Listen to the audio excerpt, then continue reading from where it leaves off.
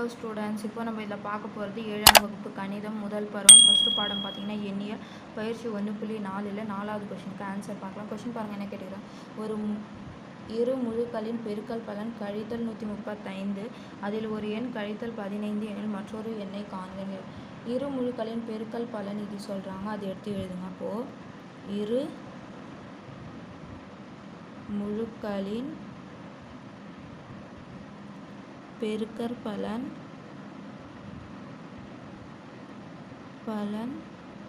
பார்த்திங்கன்னா எவ்வளோ சொல்லுவாங்க, கழித்தல் 135.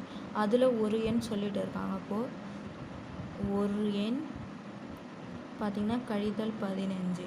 அப்போ வந்து தர்ஃபோர் மற்றொரு எண், இதால் இது வகுத்திடணும்.